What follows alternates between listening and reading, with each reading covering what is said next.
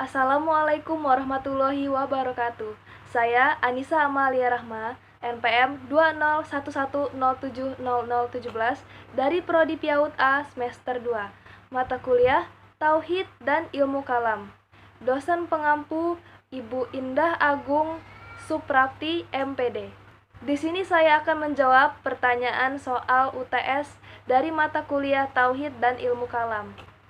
Pertanyaan pertama, menjelaskan istilah lain dari ilmu kalam, sumber-sumber ilmu kalam, dan sejarah kemunculannya. Yang kedua, latar belakang kemunculan dari aliran Jabariyah dan Qadariyah beserta tokoh-tokohnya. Yang ketiga, menjelaskan perbandingan antara doktrin teologis Khawarij, Mujri'ah, dan Mu'tazilah tentang status pelaku dosa besar.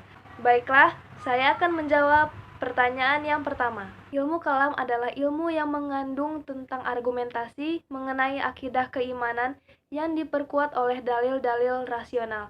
Biasanya ilmu kalam disebut juga dengan ilmu usuluddin, ilmu tauhid, al-fiqih, al-akbar, dan teologi Islam. Ilmu kalam disebut sebagai ilmu usuluddin karena ilmu kalam juga membahas tentang pokok-pokok agama. Usuluddin adalah serangkaian kata yang terdiri dari usul dan ad-din. Usul berarti pokok atau dasar, sedangkan ad-din artinya adalah agama. Jadi perkataan usuluddin berarti pokok atau dasar-dasar agama. Alasan dinamai dengan ilmu usuluddin yaitu karena ilmu ini membahas tentang prinsip-prinsip agama Islam. Disebut ilmu tauhid juga karena ilmu kalam di dalamnya membahas mengenai keesaan Allah Subhanahu wa Ta'ala, yang di dalamnya dikaji pula mengenai nama-nama Allah atau sering kita dengar dengan nama Asmaul Husna, dan membahas mengenai sifat wajib, mustahil dan jaiz bagi Allah dan Rasulnya. Fikih merupakan sebutan lain dari ilmu kalam. Dalam fikih juga menerangkan mengenai keyakinan atau pokok-pokok agama. Teologi Islam adalah nama lain dari ilmu kalam yang juga di dalamnya membahas mengenai penjelasan terhadap keimanan, perbuatan, serta pengamalan-pengamalan agama secara rasional. Adapun sumber-sumber dari ilmu kalam adalah Al-Quran, hadis, dan pemikiran manusia atau ijma. Yang pertama, Al-Quran. Sebagai sumber ilmu kalam, Al-Quran jelas mengandung hal-hal yang berkaitan dengan masalah-masalah ketuhanan. Antaranya terdapat pada ayat-ayat Al-Quran yang membicarakan masalah ketuhanan, seperti pada Quran Surat Al-Ikhlas ayat 3 dan 4 ini, menunjukkan bahwa Tuhan tidak beranak dan tidak pula diperanakan. Bahkan tidak ada sesuatu pun di dunia ini yang tampak sekutu atau sejajar dengannya. Yang kedua, dalam surat Al-Furqan ayat 59, ayat ini menunjukkan bahwa Tuhan yang Maha Penyayang bertahta di atas arsy, Ia pencipta langit, bumi, dan semua yang ada di antara keduanya. Yang kedua, hadis. Nabi SAW pun banyak membicarakan masalah-masalah yang dibahas ilmu kalam. Di antaranya adalah hadis Nabi yang menjelaskan hakikat keimanan. Yang ketiga, pemikiran manusia atau ijma, yaitu mengerahkan segala akal pikiran untuk suatu permasalahan yang sedang terjadi. Sebelum filsafat Yunani masuk dan berkembang di dunia Islam, umat Islam sendiri telah menggunakan pikiran rasionalnya untuk menjelaskan hal-hal yang berkaitan dengan ayat-ayat Al-Quran. Sebab kemunculan ilmu kalam dipicu oleh persoalan-persoalan politik yang menyangkut peristiwa pembunuhan Utsman bin Affan yang berbuntut pada penolakan Muawiyah atas kekhalifahan Ali bin Abi Thalib. Ketegangan antara Muawiyah dan Ali bin Abi Thalib memuncak dan menjadi perang Siffin yang berakhir dengan keputusan tahkim atau arbitrase. Sikap Ali yang menerima tipu muslihat Amr bin al-Ash, utusan dari pihak Muawiyah, dalam tahkim tidak disetujui oleh berbagai tentaranya. Mereka memandang bahwa Ali telah berbuat salah sehingga meninggalkan barisannya. Dalam sejarah Islam, mereka terkenal dengan nama Khawarij, yaitu orang yang keluar dan memisahkan diri.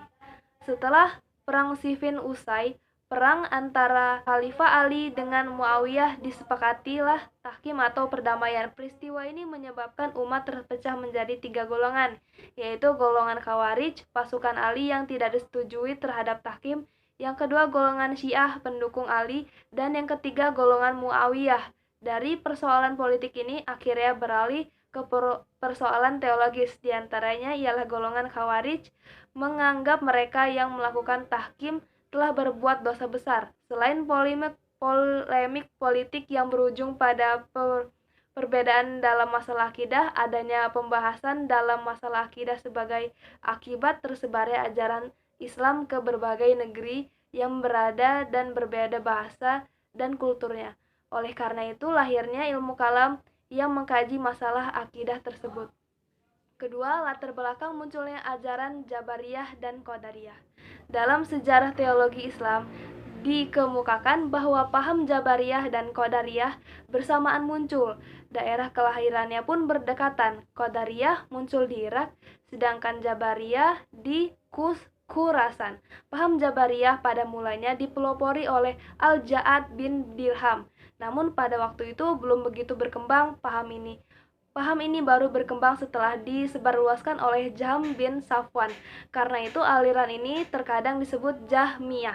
Benih-benih paham Al-Jabar telah muncul jauh sebelum kedua tokoh di atas. Benih-benih ini terlihat dalam peristiwa ketika Nabi menjumpai sahabatnya yang sedang bertengkar dalam takdir Tuhan. Nabi melarang mereka memperdebatkan persoalan tersebut agar terhindar dari kekeliruan pemikiran tentang ayat-ayat Tuhan mengenai takdir.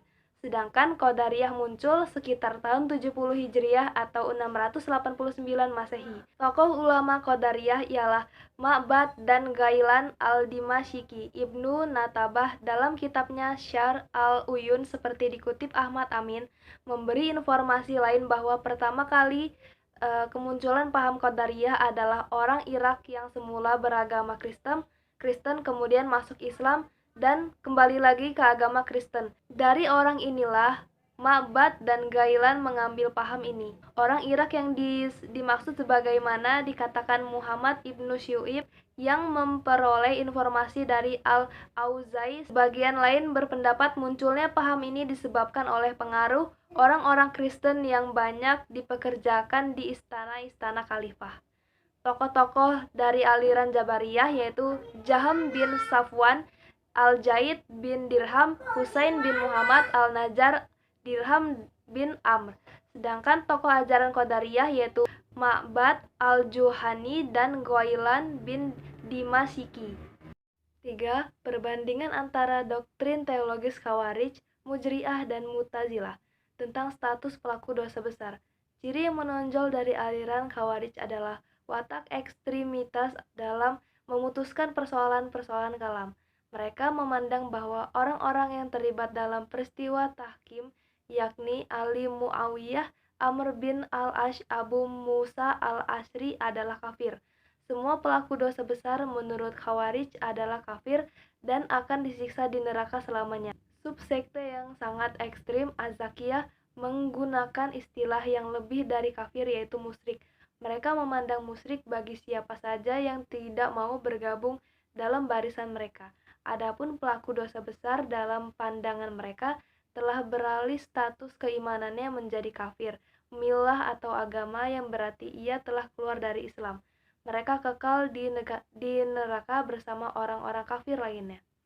Menurut aliran Mujriyah, pandangan aliran Mujriyah tentang status pelaku dosa besar dapat ditelusuri dari definisi iman yang dirumuskan oleh mereka, bahwa keimanan terletak di dalam kalbu dan berpendapat bahwa pelaku dosa besar tidaklah menjadi kafir ataupun disiksa di neraka karena tergantung pada ukuran dosa yang dilakukannya.